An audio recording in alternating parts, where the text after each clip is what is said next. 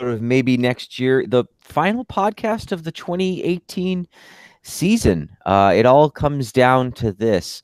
The Buffalo Bills will be playing the Washington Redskins in Super Bowl 53. And I think we'd all like to remark on how amazing Josh Allen's rookie campaign was. I'm Frank. I'm Scott. I'm Paul. Boy, I missed all of this. Well, wow, I did not research well for this podcast. Well, I just was gonna say that I am delirious with a stomach bug, which is why I'm gonna hand the hosting duty over to Paul. I may have some of these facts wrong, so Right. I mean, you can let me know, but that's what I remember from before. I was going to say, ever since the impeachment, Frank's really been pretty out of it. I know that was a big personal blow for him, and that kind of. I just shouldn't have been impeached. It seemed cruel and arbitrary, but here we are. Did the government open yet? What's happening?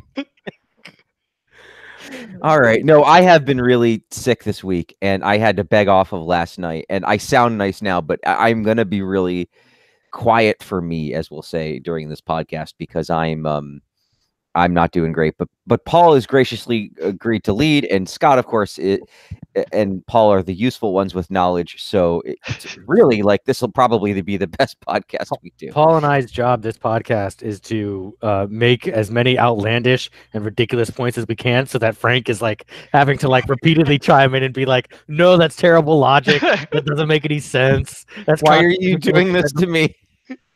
Who are you people?" So yeah, I think we're all going to talk about how they should cut Allen, and maybe trade the farm for Tyrod Taylor. Those are the types of talking points that we want to really go into for this podcast. I think so. It's going to be mostly just talking about how Tyrod is probably available at this point. So if we need a backup, I'm just saying it's probably better than what we got right now. Right. If they gave you Secret Service upon your departure, Frank, if one of them wants to chime in, if you don't have the energy, just have them chime in, introduce themselves. Hi, I'm Floyd. I'm here. Yeah, Floyd is really good. So he's a great whatever he is. That's good. What were the names? In that Simpsons, because this is going to be a lot of vamping in this episode. In that Simpsons episode where Bush moves in across the street from Homer, yes, didn't he have Secret Service agents there, and what were their names? I'm trying to remember. That is something I don't think I could remember if I was feeling well. I do know that Gerald Ford moves in after. Yes. It's actually a really good episode. I think one of the better episodes they've ever. I really like it, but I cannot remember what the secret. And then of course the really awkward part now where you see like when the Simpsons are pulling another prank on Bush, the one where they get the wig on him, and they have the cutouts of the Bush sons in front of the thing, and then Barbara goes, "Oh look, it's our sons. It's George Bush Jr. and Jeb Bush." And he's very excited because they'll help him think of something. And then little did we know we were talking about a future president and presidential candidate. Little did we know. The episode is called "Two Bad Neighbors." For those of you who are curious, the Simpsons episode. So as far as finding the Secret Service agents, that is proven. The best I can find is them tagged as Secret Service agent. I feel like there was a joke, and it's bothering me because I feel like Bush calls them and Bush like tells them like Moose, Rocco, let me handle this or something like that when he's going to get into a fight with Homer or something. Right, except they weren't the Caddyshack. Exactly, that's who it is from Caddyshack, which is also a great joke. Moose, Rocco, help the judge find his checkbook. Yeah, exactly. Right. All right. Hey, was there any football in the last 2 weeks? Yeah, this is what happens when I'm too sick. Like the substitute teachers here. You guys are off the rails. Yeah, we it's like Daddy's not watching. We're gonna be. I'm gonna read this book. I'm gonna read this book at the front of the class. You two just do some homework or something quiet. It's movie day. It's like we're gonna watch this movie, class. So we do have some football news. We will why don't I'm gonna switch things up right on the agenda to begin with, and I think since we want to talk about football off the bat rather than the schedule I had, I want to cover the conference championship games because did anything happen in those games? They were kind of, I would say, mildly eventful. There was a former Bill named, I believe, Quarter Roby Coleman, Dime Roby Coleman. I can't remember exactly. his name, Yikes. but he had a play, and I don't know if you caught this in the Rams Saints championship game. Has it been on any replays recently? Has they've talked about it at all this week or the last week and a half? I'm not sure I remember. I have not seen any coverage. To be fair, I have not caught up on my Louisiana state legislature meetings, where I imagine, from what I hear, they play the video nonstop, and on any sports network and on Twitter and on everywhere. Now, I thought, to be fair, Nickell Robey-Coleman was blind. I think he just legitimately didn't know that there was another human being over in that part of the field. He was running from a ghost. Right. What do you want? He's trying to get off the field. It's the most haunted city in America, New Orleans. I think he heard his buddy Shaggy say, "Oh, zoinks, ghost," and then he just took off. I thought you were going to say it wasn't me. That was my other Shaggy joke. And that's, by the way, this is crazy. I was having a conversation earlier, and we also had confusion over which Shaggy was being discussed. So this is the second time where Shaggy the rapper be Shaggy the Scooby-Doo character has become a debate today. So, yeah, that's something, but it's really nothing. So anyway, and I don't want to talk too much about that specific play. I'll just give my quick thought on the game, then turn it over to Scott. But boy, that was a really exciting game. I think it was overshadowed by that call at the end, which was a terrible call, and we should be talking about the Saints being the Super Bowl, to be straightforward. But to try and not focus on that, kudos to the Rams. 13 points down the first quarter. Wade Phillips and his defense seemed to really hold New Orleans at bay. Mm-hmm. The offense just chipped away at the lead. Very good, very exciting game. I will not lie. Well, I did not have a specific rooting interest in the game. I had a slight leaning toward the Saints.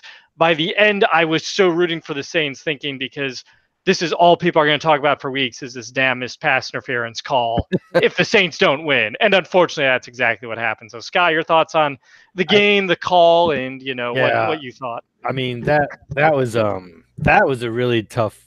I mean, I'm struggling to think of a call that significant that was that bad.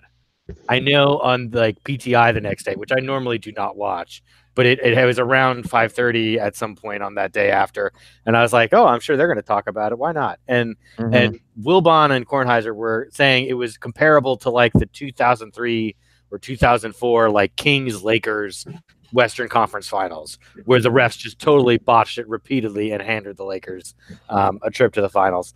I think, which and those guys obviously watch at least a little more sports than me. I'm sure there's probably like a curling tournament somewhere where the officials completely botched it worse than that. But in terms of big time things, like I'm struggling to think of one that is, because that game was over. If they get a first down there, even if they don't get a first down, they were already basically in field goal range.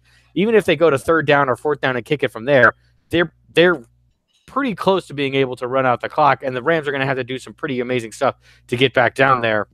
Mm-hmm. Obviously, they ended up getting the field goal, and then obviously the 57-yard field goal in overtime to win it is just, or wait, I forget, was it overtime or was it with no time left? I forget what it was. It was overtime. It was overtime, yeah. Both games, there was some joke because there was like the Drake curse about how he always picks the wrong team, and then he picked the two teams. He had a shirt with all four teams on so that he couldn't curse any of them, but they all the games went to overtime. So exactly win in regulation. In regulation, because he right. No, that makes sense. So yeah, that was that was an interesting game. I am a little disappointed, and we'll get to the preview of the big game later. But I'm obviously the biggest thing that I was thinking that whole game was, Goff played well, and he had a couple throws there that made me think that maybe he's got the talent and he's got the talent to win a big game, but boy, I'd much rather have Drew Brees going against Tom Brady. It just seems like I don't know that he's going to be able to.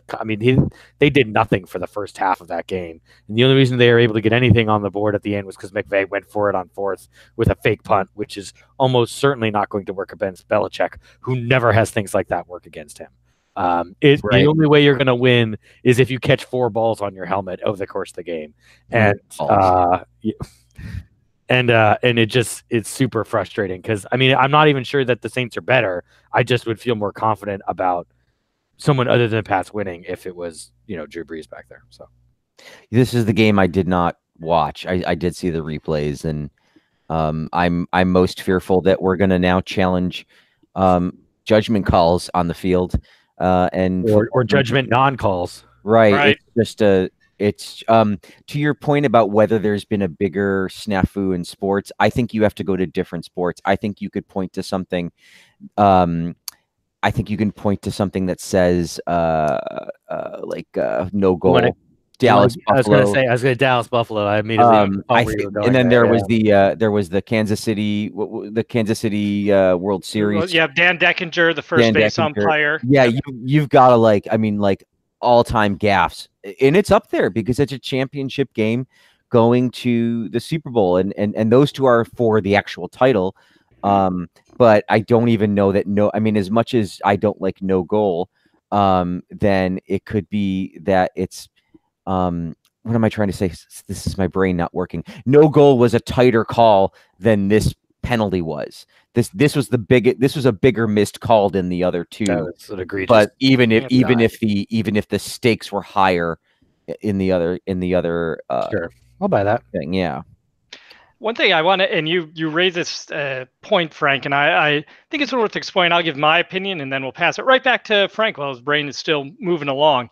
The idea of reviewable judgment calls. Now, there's some school of thought that, of course, shouldn't make all judgment calls reviewed, because then you're looking at every play where they have a successful run, and you're looking for holding on an offensive lineman.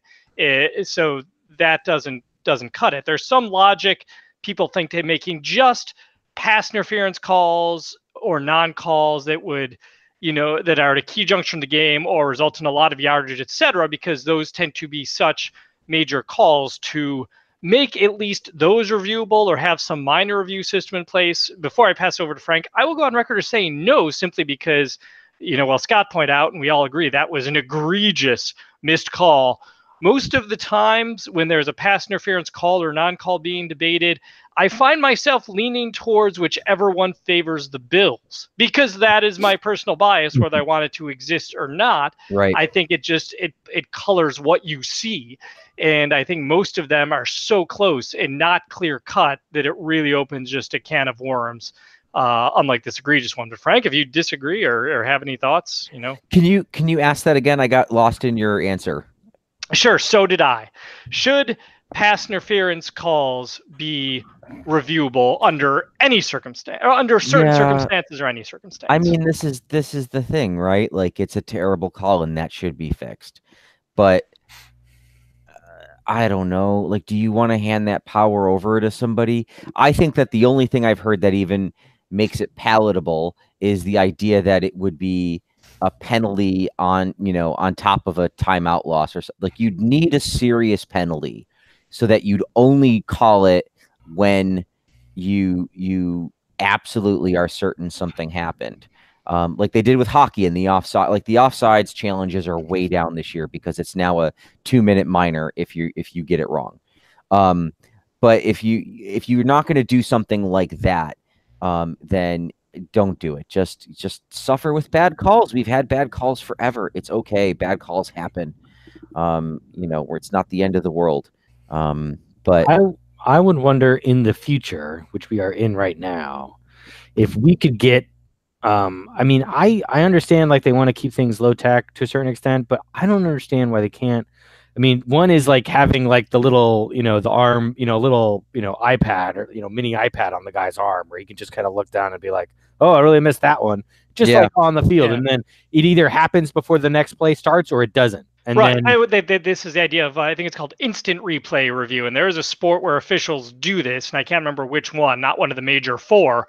But they essentially have something they look at a replay on the field, be like, "Oh, I got that wrong," and then they immediately fix it. Yeah, it had like if it takes a minute and a half to figure it out, then it's taking too long. Just stay with what's on the field. The other thing I would say is it should also be, I would limit it to, I would say you get like one coach's challenge for the whole game, and then as long as we're in the era of like instant win percentage, you should, anything that has a win percentage shift of like more than like 5 or 10% is like automatically reviewed. Yeah, I think we need to, because there aren't that many of those plays, and obviously like it would limit like coaches challenging a 2nd and 2 run that gets 1 yard versus 2 yards when they should even be challenging it to begin with, and it takes 5 minutes to figure it out. Like, frequently those plays don't actually mean as much as the coaches think they do, and give the coach one challenge for one of those, but that's it. Like, right, it's like when you're watching a baseball game and there's a stolen base challenge. It's either should have been a caught stealing or should have been a stolen base, and it's taking the umpires like 5 minutes or more to review it. And I'm thinking, then you need to stick with the call on the field. That's the whole point, is you can't, if it's that close that you can't tell, and you have to look at it for 5 minutes and you still can't tell, why are you changing it? And that's football, I have, the only time I have sympathy for when it goes on for a while is like, oops, we got it wrong, we need to fix it, and they need to check spot of the ball, time on the clock, things like that. But there's just so much delay that ruins the spontaneity of the game. And yeah, I think I don't mind things that get it. The importance of getting things right is certainly of utmost importance, but is it at the expense of making a game watchable or not too? And that is something that has to be, I don't have the answer. I just think it's something that has to be judged, because there's a point, and this is a whole other discussion for the offseason, but I always think we have all this technology that allows us to criticize the officials. Why not technology to make it easier, like a ball that could be automatically spotted without people running around with chains, or trying to determine in a pile of 45 men where the knee went down, where the ball was when the knee went down, and all that. But we have technology to criticize, but not to fix. Or if there's like all the defensive linemen who play the Patriots, they have to play with like red paint on their gloves. So anytime they touch Tom Brady, we can just call the 15-yard flag there and be done with it. We don't have to debate about whether or not the guy accidentally knocked into him or not. It's an automatic foul. Yeah. Yep. Well, it would just, what a boon for the paint industry. Let's a big upswing in the sell of red paint. That's the game I watched. That was the right, and one I got. And that's the game we'll get to now. Our wrap up of the Rams Saints is Saints. We are sorry you got screwed, and now go Rams. So on to the other game, which is the Pats and Chiefs. This was another one that the Chiefs, and you know what? I'm not going to open with all of my thoughts on this. Why don't we go to Scott first on this one? Your thoughts on the AFC Championship game? This one was tough to watch, mostly because my kids were getting up about every 5 minutes while we were down at our in-laws watching for most of the third and fourth quarter. So it was literally hard for me to watch the game because I was going back and forth. All I could see was, challenges taking way too long. And I saw the little Gamecast thing, and it was like, punt,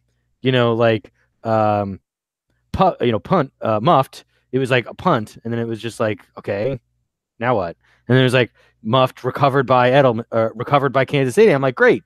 And then literally 5 minutes of nothing, and then replay challenge, and then it's like punt recovered by Edelman confirmed. I'm like, great. And then they're like punt recovered by Edelman, replay reversed, and I'm like, that doesn't make any sense. No, how could that be a thing that does anything? So it was a long, frustrating game for me for a variety of reasons. And then I did watch the last like 5 or 10 minutes of overtime in the fourth quarter. I get incredibly frustrated. I mean, obviously, like Romo was obviously the only one who knew what the Pats were running, other than everyone who'd ever watched a Pats game. And it was literally like, but that's the thing. Like, it was a good article I think I read on Deadspin the day after, and it was like, it doesn't matter if everyone knows what you're doing. If you don't have the personnel to stop it, they're just going to keep doing it. And that's what it was. It's like Kansas City, like Belichick and McDaniels, they are better at this than everybody else. Like, that's the problem. Like, they know how to get those matchups, and McDaniels is as good as anybody. And the way that they're consistently able to just, the Kansas City linebackers are terrible, we're just going to keep attacking them and attacking them and attacking them until they can't get any, until they score or something weird happens. And unfortunately for the Chiefs, nothing weird happened other than like bad stuff to them, whether it was the stupid D Ford offsides call or that ridiculous roughing the passer on Brady, which is just so frustrating. And somebody made the good point, I forget who it was, that saying like, look, the NFL at this point, they hate the Patriots too. There's no fix-in for the Patriots because the NFL wants them to win. Like, obviously Goodell hates them. Everybody, all the other owners hate them. The entire fucking country hates them. Everybody except outside New England and Michigan, evidently. So it's not like there's some conspiracy. It's just for whatever reason, Brady has this ability to, this is the roughing the passer call that you're looking for, and the refs feel like they have to call it. And it's incredibly frustrating. I'm sure it'll happen in the Super Bowl, and it'll be at a crucial point, and I'll get mad about it then, and nothing will change because, again, our lives are run by a 6'4", stupid quarterback from New England. A good opportunity to shout out the fact that Paul and I had a decent disagreement about the overtime rules. I mean, it's just unconscionable to me that a team like the Chiefs didn't even get a chance with the football. I understand that they had the opportunity to play defense, but they lost on both teams gave up the exact same number of points. So it's hard for me to say that either one of them deserves the advantage of winning without the other team getting a chance. But aside from that, I'd like to shout out once again to all the people in Bill's Twitter who cling to their little hope that we don't really know if Pat Mahomes would be any good in a Bills uniform. He's amazing. He's a really good quarterback. He's going to be a really good quarterback for a long time. I was certain that there was a decent chance that the next chapter of quarterback regret was going to begin on Sunday because the Chiefs were going to win, and we're going to have to watch this new Tom Brady, not be on our team. And but he was great, and they did a really good job. They really did go toe to toe. The Patriots got a couple of good calls, despite the fact that nobody believes in them, from what I've heard. Kansas City looks set for a little while. And the Patriots are the Patriots, and he's not going to retire whether he wins or doesn't. It doesn't matter that he's throwing the ball less. It doesn't matter that he's throwing the ball less efficiently. They're just a good offense, and they know how to score, and people can't get out of their own way when they're playing them. So bring it on. Go, just if they win this week, does it even matter? If they're 6 times or 7 times, what will be 6 times Super Bowl champions? Is that really going to make a functional difference in my life about Patriots fans lording stuff over me? I guess it might make sense if you're like a Pittsburgh fan and you're like the current 6-time champion holder, which it already doesn't matter because this team is better than any Steelers team that ever happened. So, whatever, you're in the presence of greatness. Just fucking let us eat our shit and move on now.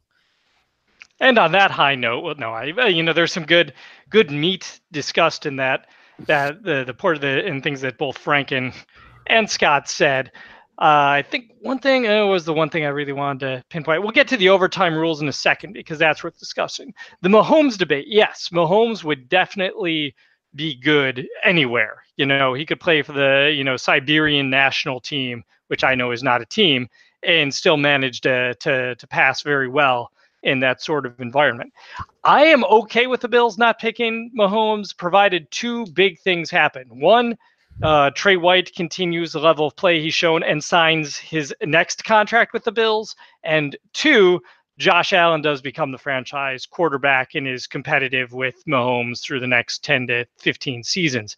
If those conditions are met, I am totally fine with the Bills passing on Mahomes. But if not, we're going to eat a lot of regret. And also it will be funny because the 2017 quarterback draft class was kind of looked at as meh, and the 2018 draft class looked at as great, and yet who was in the Pro Bowl? It was Mahomes and Trubisky and Watson were all playing in the Pro Bowl. Well, every rookie, struggled to some degree. Mayfield played the best of the group. I don't think that's debatable overall, but that was really something. On the game itself, boy, Scott brought up the offsides call, and I was thinking, boy, I wish, there's no fixing for the Pats, as Scott rightly points out. But I was kind of thinking, like, man, would anyone have noticed if they didn't throw the flag on that offside or lined up in the neutral zone penalty that didn't have any real effect on the play at all?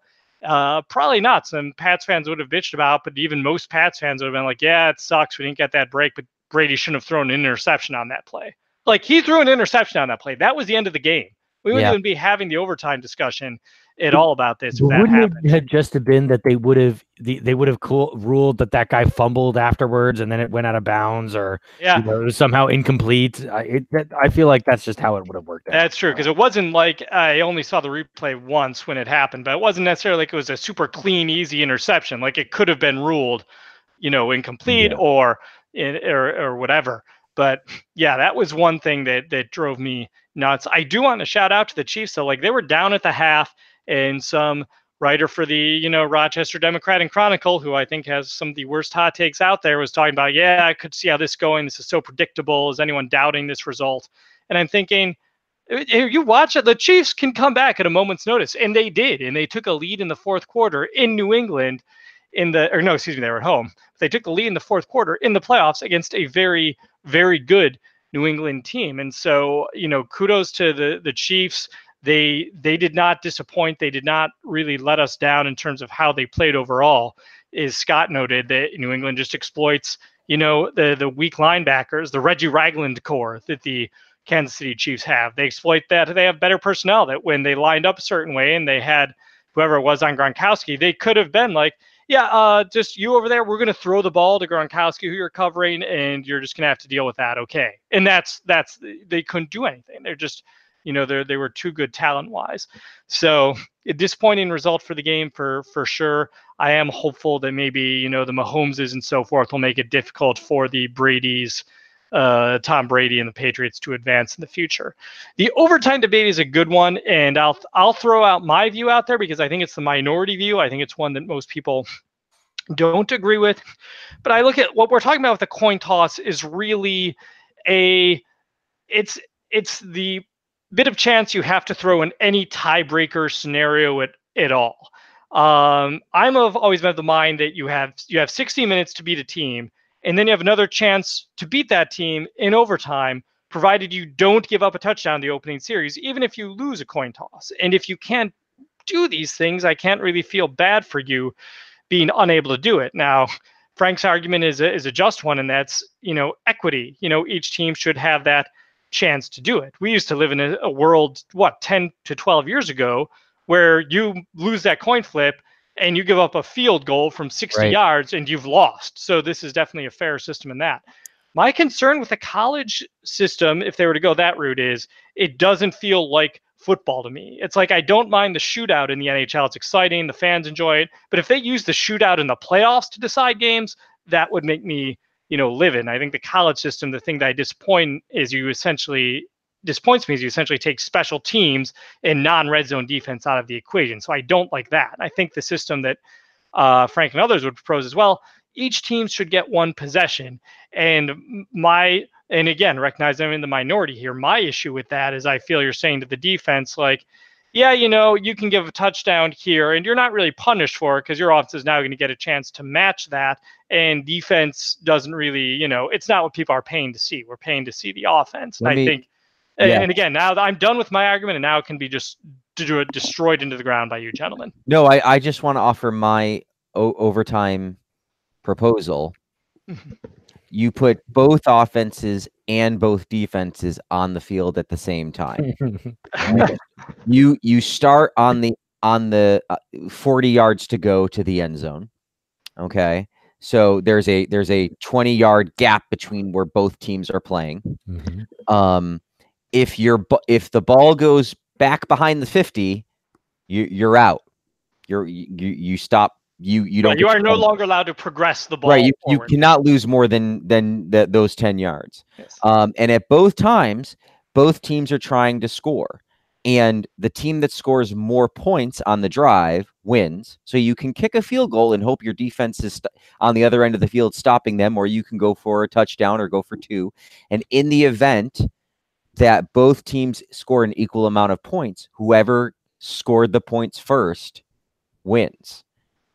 This is setting up for a Royal Rumble level controversy, though, if those touchdowns are scored simultaneously. Like, whose toe tapped first? You can really look and see whose toe tapped first, and if it comes down to it, do it again. In the incredibly rare circumstance that we can't decide, do it again. and we'll go from there. So do you have the backup crew of referees come out at that point? Well, I mean, at this point, they're not much better than fans, so it shouldn't be hard to get a couple extra people out there. Just pull some people from the stands, have them do it. Well, I mean, they're not even paying these guys full time, so like exactly. What's the difference? I like it. I think it would be exciting. I feel like you'd have a better chance of success if you did it like a baseball inning, like one side gets one chance, like one team goes first, or like a hockey shootout. Like offense goes, then the other offense goes, then the other offense goes. That way you could really build the tension. And then obviously if somebody scores, then whoever wins, whoever won the toss, they've got the chance to match at that point to run the Hail Mary play or whatever to get him in the end zone. I think that'd be interesting. I think that's a kind of a little variation on the college one. I like that. I am more of a traditionalist. I never understood why a game that is functionally about, everything is defined in it in periods of time, why it's this arbitrary idea that possession matters in terms of sudden death, and that we needed to go to sudden death at all, and that's how we should settle it. To me, it's just as simple as playing another 10-minute period or another 15-minute quarter, and that's what we do. And then if it's tied at the end of that, then we do it again. Like, I understand like there's a health issue and a safety issue that comes in at some point, but the odds of that happening are pretty minimal that you would kind of get through that. I mean, it has happened enough that it would be a little concerning, but ultimately, like, I mean, we've had 4 or 5 ties in the last 4 or 5 seasons. The odds of it happening in the playoffs are even smaller, and then the odds that you get through a quarter where it's still like that is even smaller. So I don't know. And you could do the college thing where you have to go for 2 in overtime too. That'd be easy to do. That I'd be okay with. More so that, like, if you're gonna change it up any aspect, that would be more okay to me, because you're not really changing the way the game itself is played. You're just forcing a certain type of decision on a team in a situation, which I'm fine with. So yeah, I think we are 32 minutes into this podcast, and we have covered 4 of the 70 bullets on the agenda. So we're gonna speed things along here, which is what happens when specifically when I lead. Scott keeps it under control. I ramble. Frank always. I don't lead.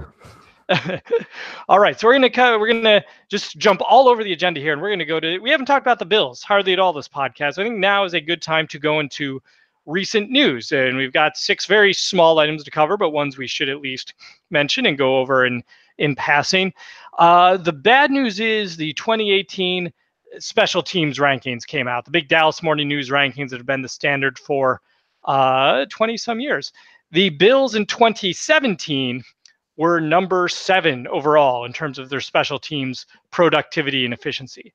In 2018, they had a slight drop from number 7 to number 31, ahead of only the fabled Green Bay Packers, who like to fumble on every kickoff, which is something the Bills would manage to avoid doing, save one muffed Isaiah McKenzie punt. And they had the Chargers game, which I forgot because I was in The Hague at the time. The good news on the special teams front is that Danny Crossman is now going to be the coach of the Dolphins special teams. So there's the balance that's happening there. So I don't know, guys, anything surprising on the special teams ranking? It seemed exactly where I expected. I think Hauschka had a good year, but really dipped those last 3.5 games due to whether it was injury, new holder, whatever that was. The punters, they had put 2 punters on IR. That's never a good sign. And, I think their return coverage was terrible. So I guess 31 is about where I expected them to be. Yeah, the special teams are pretty awful this year. And there really wasn't, I mean, some of it was injuries with Bojorquez getting hurt. And then obviously Schmidt, I think, did we bring him back? Schmidt kept getting, and we're all forgetting that the guy they brought on to replace Schmidt, Corey Carter, the other Corey, the biggest Corey debate since Heyman Feldman, is going to be Bojorquez and Carter in the Bills punting next year. He punted a routine punt in the preseason game and tore his ACL, and that's why Colton Schmidt initially won the battle. So that's a lot to deal with. And then we went to Dar by the end of that because Schmidt had also failed. Mm-hmm. So injuries had something to do with that. I think this also speaks to not just Crossman, though, because obviously the roster building is on Bean. And this was the famous, well, we need guys who can play good on special teams. And obviously we did not have enough guys who played well on special teams. Or if they did, they were not coached effectively. So we'll find out. And then and then the 3 players I want to bring up on that, Tywan Jones, their special teams captain, IR after week 5. Lorenzo Alexander, once injuries hit, we're taking you off special teams in a lot of positions so you can play defense. And then Andre Holmes, cut. Your 3 best special teams guys were not on special teams after a certain amount of time. Yeah. So, I mean, I think hopefully the new special teams coach will find a way to improve things in general, but obviously it's bigger than just, one coach too. Yeah, absolutely. No, they were terrible. 31st seems eminently reasonable to rank them at that. So, and the Dolphins are tanking, so good for them. They got the right coach for the job. Yep, and they have a lot of dead money, the Dolphins, too. So they're probably going to have this problem that the Bills had this year with their special teams, which is 1, Danny Crossman is your special teams coach, and 2, you have so much dead money on your cap that you have no depth with which to throw decent players to cover kicks and so forth.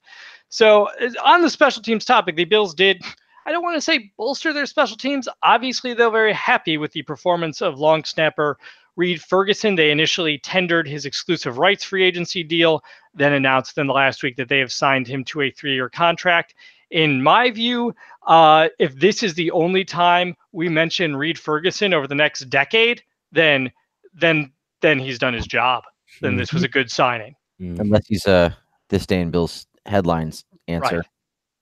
Right. This would be the only time I'd like to mention him, though, because it means we have no bad snaps to discuss and that he's doing his job and staying anonymous, which is how I knew of him this year, because I could never remember his full name for most of the year. I would call him Joe Ferguson accidentally, or Reed Fergus. I could never quite get it right. So that's how I think he did a good job. So guessing not much controversy on this signing with you guys? Nope. All right, onward we go. A report came out just today that the Bills are carrying over $8.7 million in cap space from 2018. The NFLPA reported that the Bills were the only team not to carry over 100% of their available cap space from the previous year, to which Brandon Beane went out of his way to come out of the woodworks and say, BS. That was 100% of our available space was 8.7 million. We've rolled it all over to the next cap. So this will give the Bills approximately, I want to say it's somewhere in the neighborhood of $88 million to spend. So an even better cap situation than we hoped for. Only question I have on this, any influence on your decision whether or not to keep guys like McCoy and Clay, because this buys you $8 million, or no bearing at all on that sort of decision for you guys since they already had so much cap space? For me, it's not really about, I guess it's about cap space. Sure, it's always some value, but I think that they were already under enough that I don't think it's going to change their I don't think it's going to change their decisions on McCoy and the other guy. Jeez, Clay. That's all right. Yeah.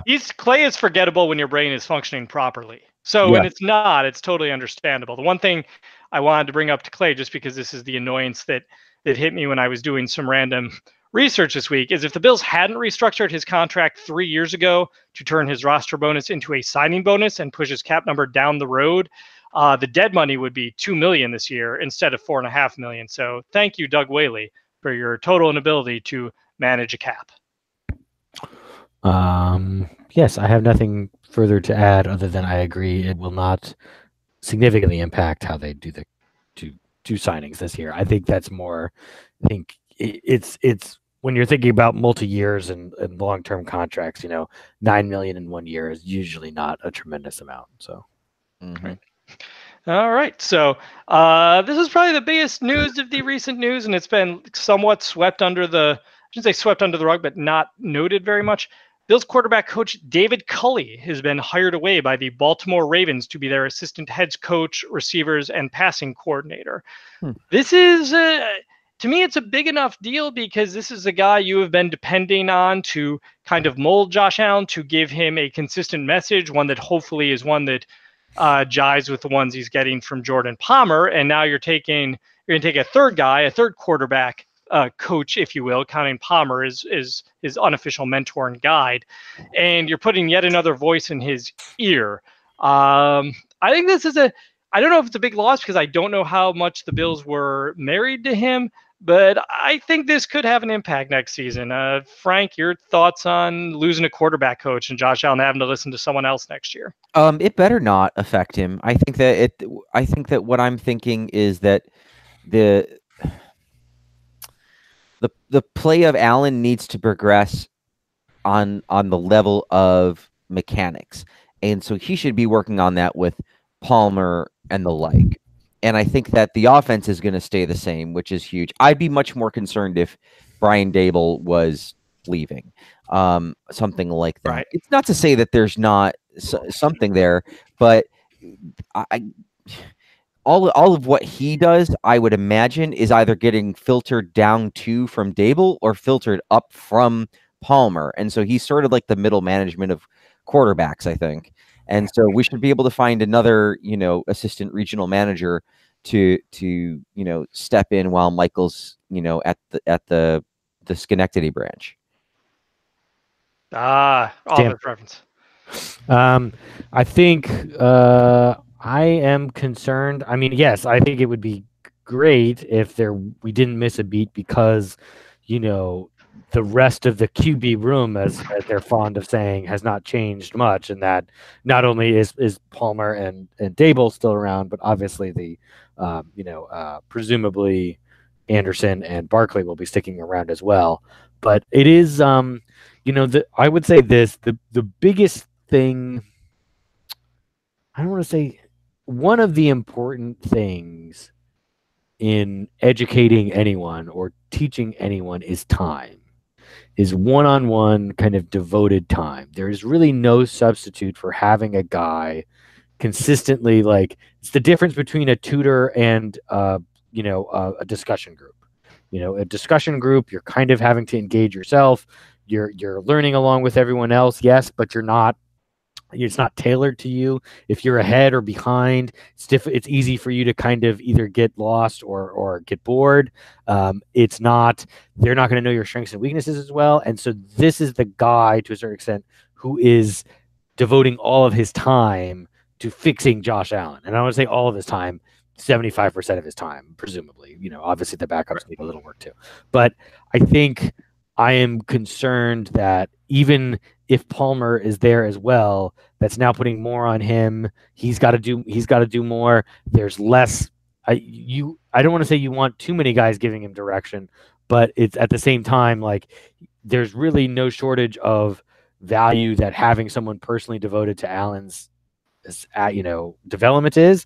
And now changing, if they're going to bring in somebody else to do this job, then we're going to have a transition. We're going to have a different learning time build up. He's going to have to know what Allen's good at. He's going to have to look at the tape. He's going to have to come up with his own solutions. Those might be slightly different than what Cully was thinking. So now we're going to get into another kind of, square peg round hole situation. So I don't think it's great. Again, there are some, I guess you would say, restraints in place that will hopefully provide enough of a safety net for Allen. But I don't think it's great, certainly. But, I mean, isn't that predicated on the idea that he was doing a good job? And how do we know that he was? I mean, I would say that is predicated on the idea that at least he had somebody, and you either have nobody or a new guy who is no guarantee that guy will be any better or worse. Sure. And obviously, if he was hired away, on some level, that speaks to someone thought he was good enough to do that. Well, so it's counterpoint. Somebody just hired Danny Crossman and Rob Ryan. So I think it's more that, like, they're out of ideas in the NFL for coaches. I think the NFL hires the same 15 guys over and over and over, and, like, fair enough. But anyway, continue. I'm sorry.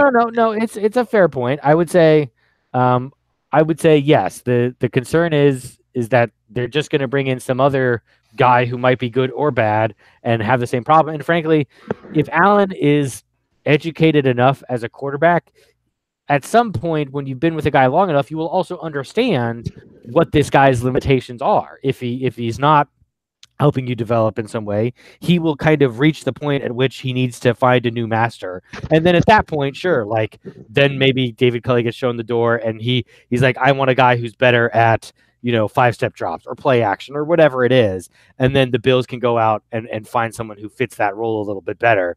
But I don't think it's an ideal situation to have the guy who was your quarterback coach hired away. Like, again, like, was it? I hope it wasn't. I hope it was just a responsibilities thing, because obviously Dable's shown himself to be pretty good, and I don't think we could have given him Culley much more responsibility. I hope it wasn't a money thing. That would be my biggest concern, because like really the coaches aren't on a salary cap, so there's no reason to lose a coach for money. Right. Yep, I would agree. I have the mild concern about the situation, but I do think Dable's probably a bigger presence to Josh Allen's ear. And to Frank's point, he's been working one-on-one with Jordan Palmer for years, so that's the message he's going to take in. And there were also whisperings, and take them for what you will, that David Culley wasn't really a Sean McDermott guy, that he was fine, but he wasn't enamored with him, so maybe they were looking to move on anyway. And I don't think it's a money thing either. I think it's a prestige thing, because he's hired to take a job as assistant head coach and passing coordinator with a highly regarded playoff team that is allegedly on the upswing after a few down seasons in a row, but still has some recent Super Bowls to talk about. So time will tell. Time will hopefully make it like, hey, remember when we talked for 5 minutes about a quarterback coach situation that ended up being nothing? Let's hope that's what it ends up being. Last two minor news items, only want to mention them because they were new things to learn for us. LeSean McCoy in an interview finally revealed why he was benched for the first player of the New England game in Week 16 because he was late for the team bus, and he said he agrees with the decision, and felt like McDermott was fully in the right to in fact sit him on the bench for that play because he's a team captain and more should be expected. Any thoughts on that? I think that that's appropriate. I don't know why McCoy feels like now it's okay to bring that up. I mean, it seems like at the time it was kind of like a hush hush thing, but I feel like he shouldn't have it. I don't know what the team policy is on disciplinary things and what you talk about and what you don't. Right, because he got in trouble for his tweet during the national championship game. He said, "Man, just get one of these Bama linemen," and then Brandon Beane had to come out and say, "Yeah, that's not really our style to say things like that." So yeah, and I think it's probably not a situation where McCoy can't talk about the fact that he's safe for the bus and that's the punishment. That's gonna somehow ruin discipline or something.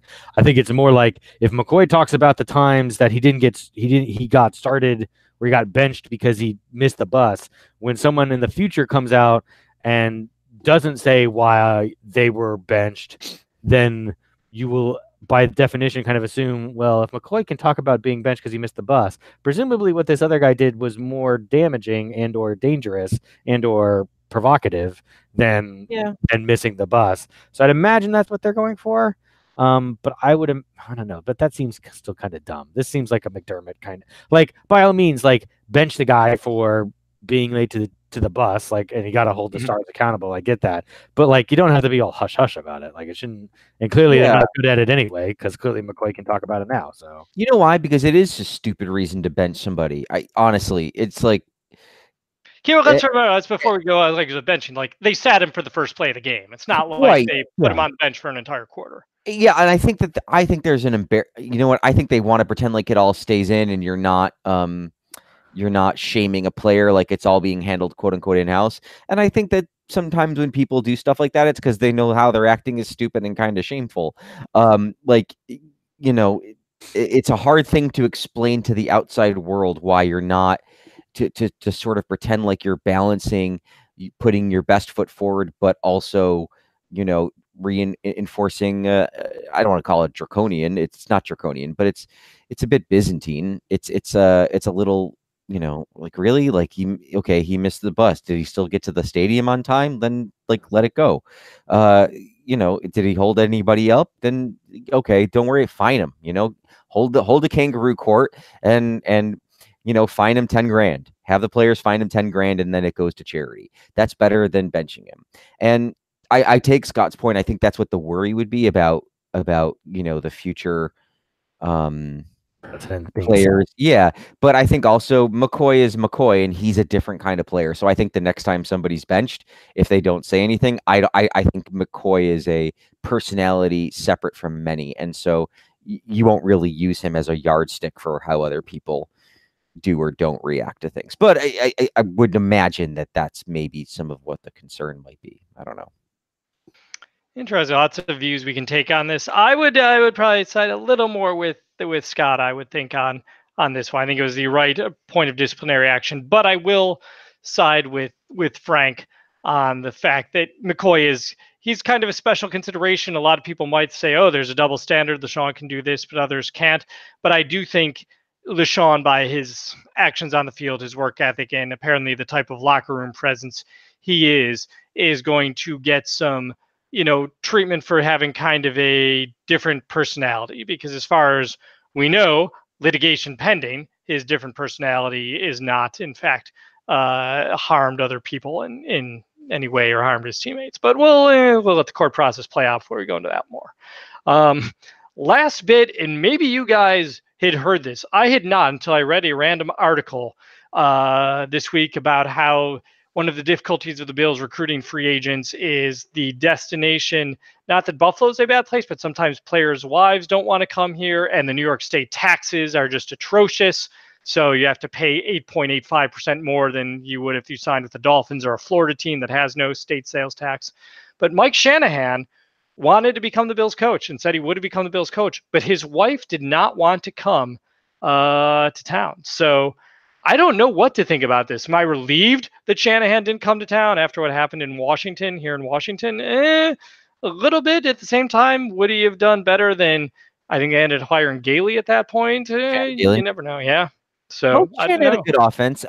He did. Chan was a good offensive coach. No one should debate that. I mean, he got the most out of Ryan Fitzpatrick, and Stevie Johnson had career years under his tutelage, as did CJ Spiller. You'd still have Mr. Wilson owning the team, so you wouldn't have Dan Snyder level antics, but right. you wouldn't necessarily have gotten the best out of ownership at that time either. He wasn't really a great active owner at that point. I felt like he was sort of cheap. Right. But to be fair, he was like dying at the time. Spears was like. Yeah, no, I didn't mean that as like a criticism. Then I just was saying at the time you weren't getting, and they weren't. You might have had Tom Donahoe as the GM still, or like not Donahoe, but like you might have still had Buddy Nix as GM. So what the hell's the point of having wasting Mike Shanahan's time? But yeah, that's a little disappointing. It's certainly an old wives' funny pun. It's a wives' tale about Buffalo being football Siberia.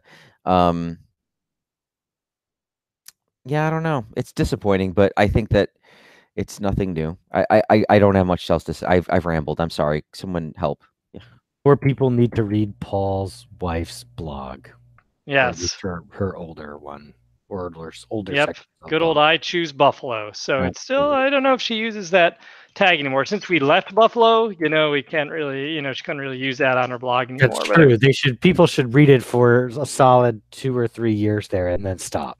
Right. And then just move to DC. Go to her site, go to the archives from between right around, mid to late 2012 when the decision was made up until, September 2017-ish. And you learn all about how great Buffalo is, which, by the way, we did love Buffalo. We still do. But hey, I'm not going to tell everyone about my personal decisions on the air.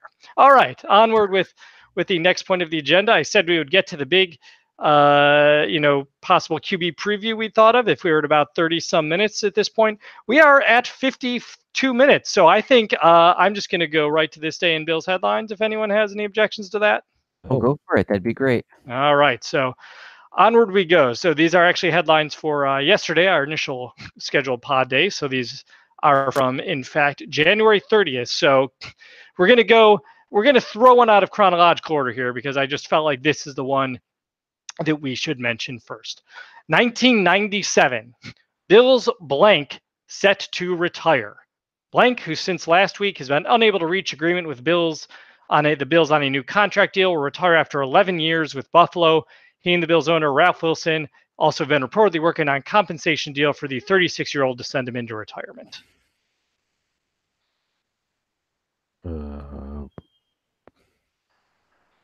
Wait, what year was this? 1997. So we're going back 22 years.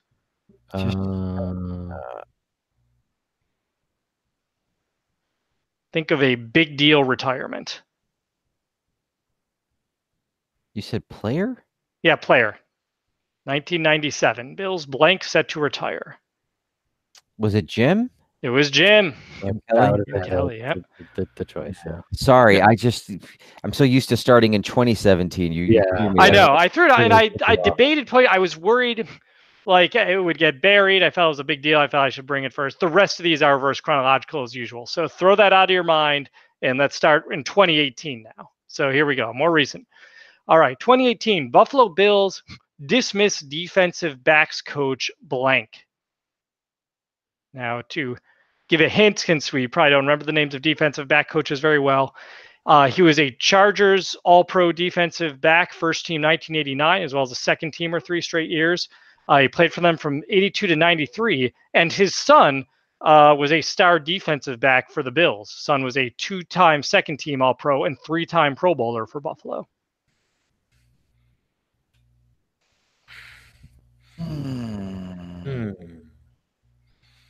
Coaches are tough, so I try and give absurd amounts of hints with coaches. Steve Ubodi. No, is it that's great. Is it Jairus Bird's dad, and I can't think of his name? Yes, we will just call him Jairus Bird's dad. Gil Bird, the great Bird. That's great, thank you. San Diego Charger. Frank is on a mild amount of fire. We will not say he's on fire. I'm currently hallucinating from the enforced fasting. This one kind of goes to an earlier discussion we had about long snappers.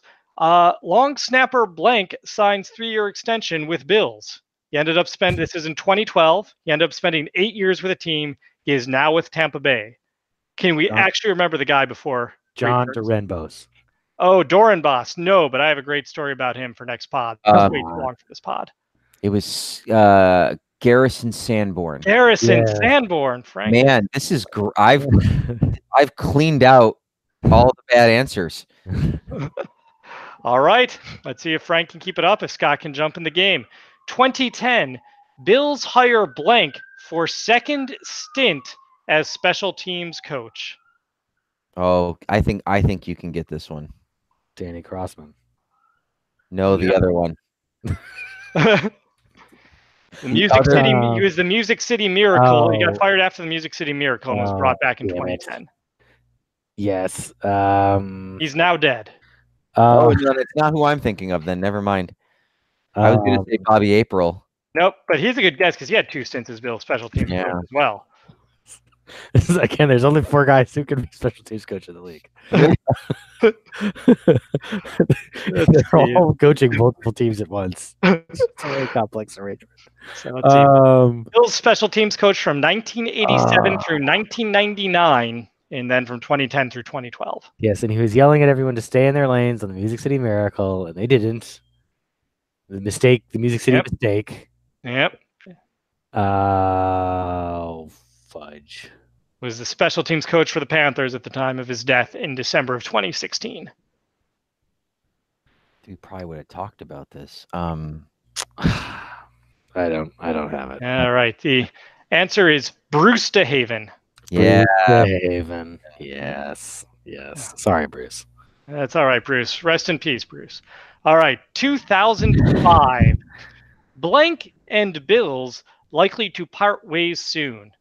Blank is scheduled to make $3.3 million in base salary next season and is due a $1.05 million roster bonus. His total cap charge would be $6.5 million. If the Bills release him, he would only count $4.3 million against the cap. Blah blah blah. Bonus money $6.5 million.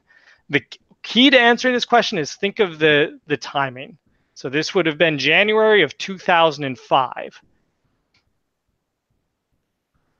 Drew Bledsoe. Drew Bledsoe. Scott is on the board. Yes, there we go. All right. 2002. Blank says no to Giants. Speaking from his home in Texas, he said, "It just didn't fit good. I'm a New Yorker, but I'm really a Buffalo New Yorker." As the article notes, he served some role on the Bills staff from 1995 to 2000. Says, wherever I'd go, I'd like to pick it. There's nothing wrong with New York people, certainly, but it's crowded up there. I can give a hint that your guys will get this immediately on, which I will do because there is silence. Yeah. He's gonna be busy on Sunday. Bill Belichick. To my knowledge, not on the Bills staff from 95 to 2000. Wade Phillips. Wade Phillips. Yeah. Wade. Scott is catching up here. Frank is the fever is obviously rushing to his head. All right. 1995, and thank you to Two Bills Drive for the first 4 of those headlines, but the rest of these were just good old-fashioned research from everything I could possibly find. All right, 1995. 5 is not the charm for quarterback blank. A career backup, he set a dubious record, first man to be on the losing end of 5 straight Super Bowls. He was a reserve with Buffalo for its first 4 appearances the last 4 years. There was a bright spot for him, though he finally played in the game. He had never made it on the field while with Buffalo in the Super Bowls. So this guy was in 5 straight Super Bowls, quarterback, didn't play for the Bills in any of the first 4, but played in this Super Bowl where his team lost badly.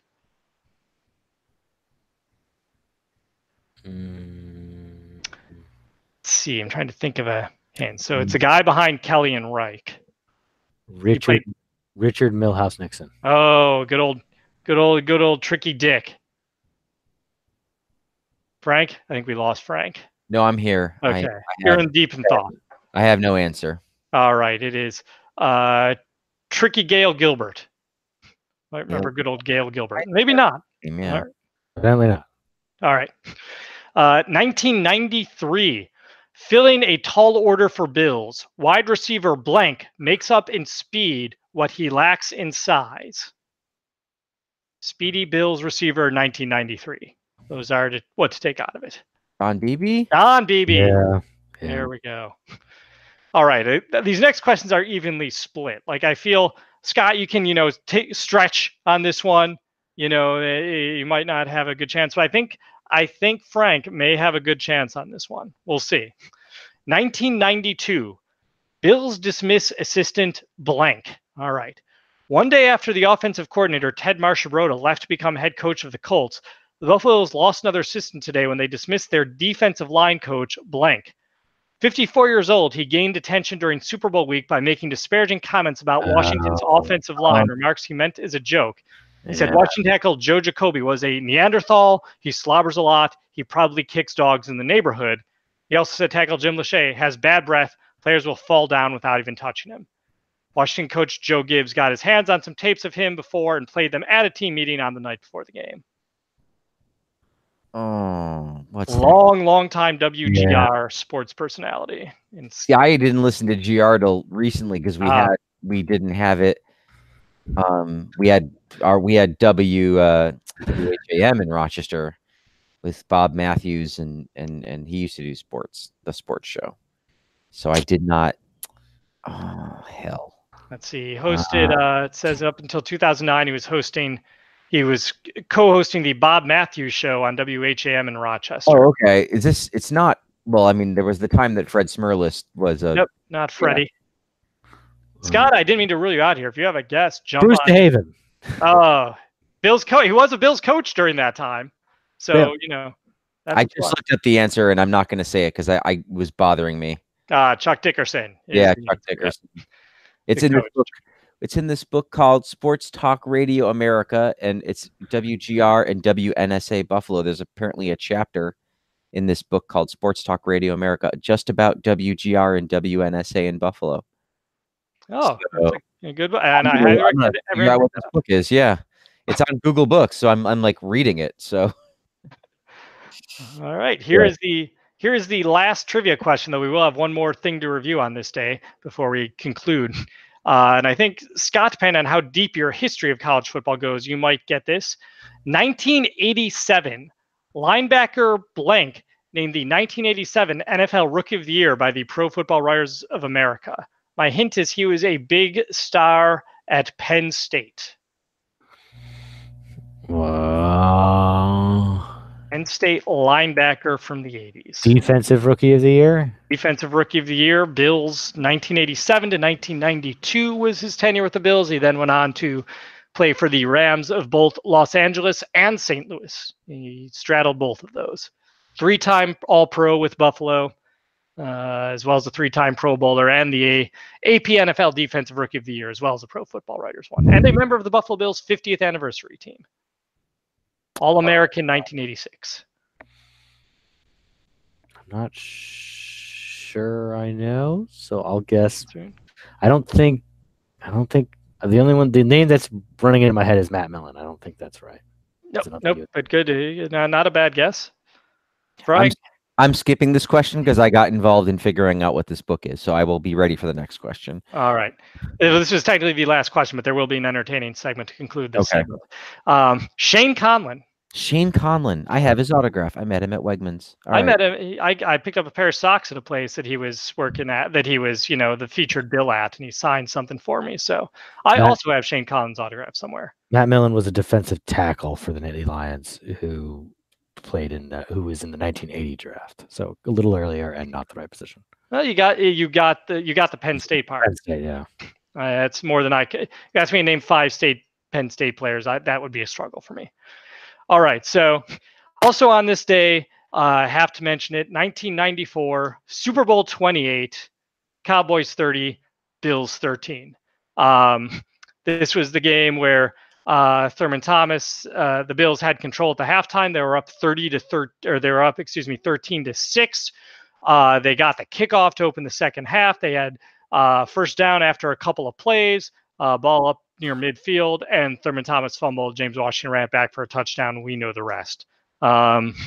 So instead of a question for this game, you guys will be glad to know that I remembered that the day after, David Letterman did a top 10 list titled Top 10 Things Buffalo Bills coach Marv Levy Said at Halftime. We did it. We won the Super Bowl. That was number 1. That was number 10, but you remember I remember some of these. Is that what we're doing? Are we? Let's do it. Oh yeah, I wasn't even do that, but you remember this. So you got number 10, which is we won. Woo, we're Super Bowl champs. I remembered very clearly number 8. Which one did I remember? Does anybody want more of this fudge? That's number 1. Hey fellas, more fudge. More fudge. Hey fellas, more fudge. Yeah. Those might be the only 2 I remember. All right. I remembered number 3, which was my personal favorite. Okay, boys, get out there and start sucking. Yeah. We'll run through the rest. Number 9. Boy, I'm sleepy. You guys sleepy? Such a Dave Letterman. Yeah, it is. 8. We've got a long trip home after the game, so I don't want anyone wearing themselves out. 7. Now get out there and rest on your laurels. 6. Hey Kelly, leave some champagne for everyone else. 5. What do you mean there's 2 more quarters? 4. Let's plan exactly how you're going to dump the Gatorade on me. And lastly, number 2 we didn't cover. Wait a minute, if we win, we have to go to Disneyland. So there you go. That was really like 3 different jokes just repeated 9 ways. Yes. Well, that's right. Hey, they turned it around in less than 24 hours, Scott. That was this day in Bills headlines for January 30th. Running through the league schedule quickly and then on to the Super Bowl. February 4th, Monday, players can put on waivers. The 19th through March 5th, players can get the franchise tag. March 13th, the league year begins. Teams got to be under the cap. Free agency starts and teams can make trades. April 15-ish is OTAs, and then the 25th to the 27th of April will be the draft. So we have all that to look forward to, but all of this comes after Sunday. We talked about the championship games. Let's talk about the game. Bills. Oh, my God. I almost said Bills-Rams. I almost did it, guys. At least I didn't say Bills-Washington, like Frank believed at the beginning of this podcast. So, Frank, we'll start with you. What are your thoughts on the big game? Look, obviously I'm rooting for the Rams. I want the Rams to win. But they're not gonna, right? I mean, it's all stacked against them. The experience, the coaching, the players, the quarterback, probably right. Like Aaron Donald's great. I think I'd be really, but is there any doubt that there's some plan for Aaron Donald? Of course not. Do I want Robert Woods to catch a lot of touchdowns? Of course I do, but it's not like they don't know how to play Robert Woods. Yep. I think the Patriots are going to win the Super Bowl, and why shouldn't they? They've been the best team for 20 years, so win another one, and we'll continue our march slog to Tom Brady at 45 when he says that's when he wants to retire. So, and in the meantime, I'm going to curl up with this Sports Talk Radio in America, its context and culture book, written in 2012, that has 234 pages and talks about millions of listeners, mostly male, who indulge their obsession with sports to the exclusion of virtually everything else available on the radio dial, including a discussion of WGR, with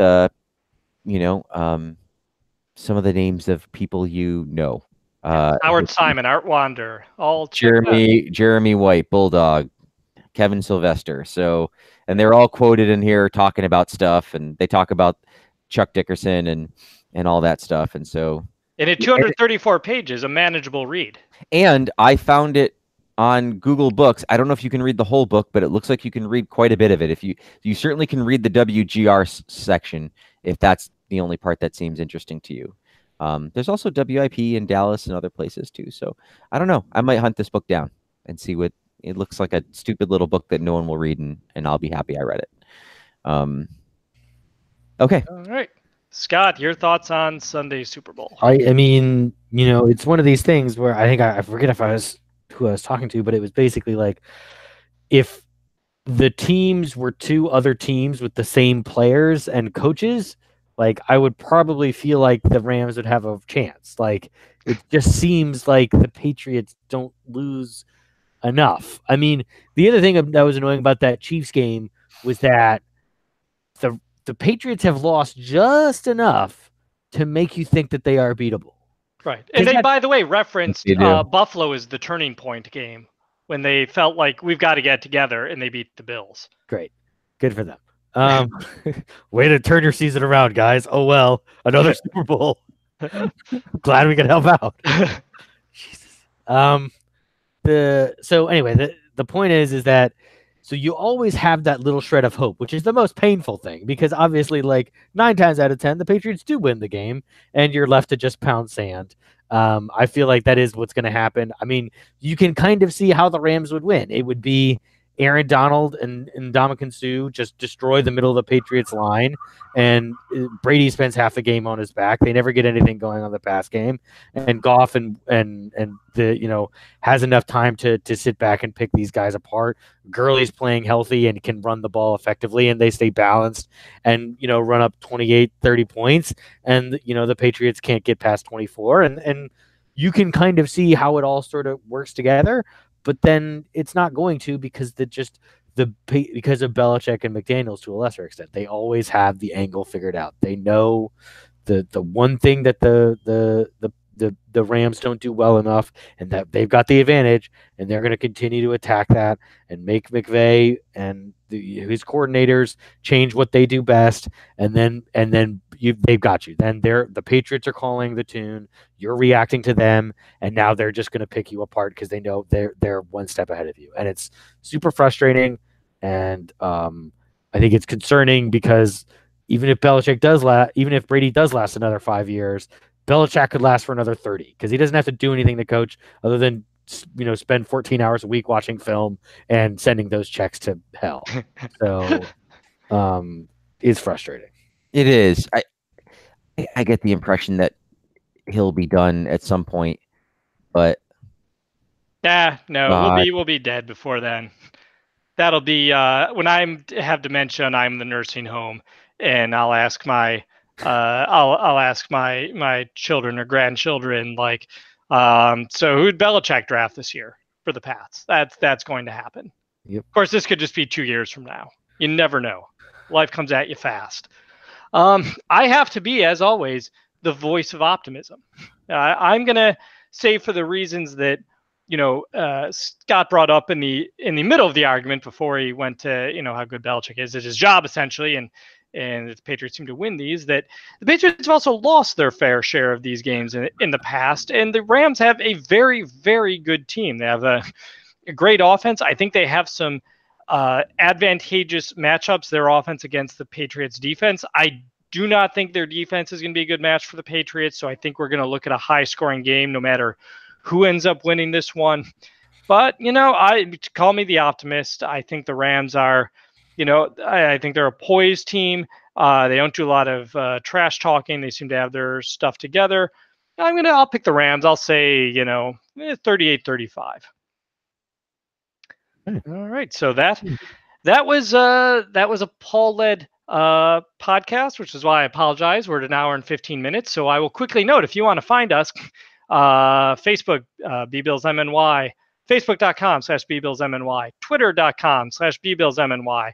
We're on iTunes. Just type in Buffalo Bills. Maybe next year you will find a whole bunch of our podcasts. We are hosted on Anchor by Franker. That was hilarious to me.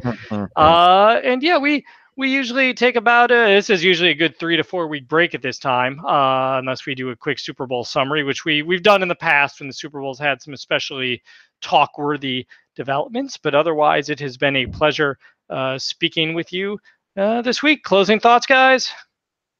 Nope. All right. With that, I am Paul. I'm Frank. Have a good one, everyone.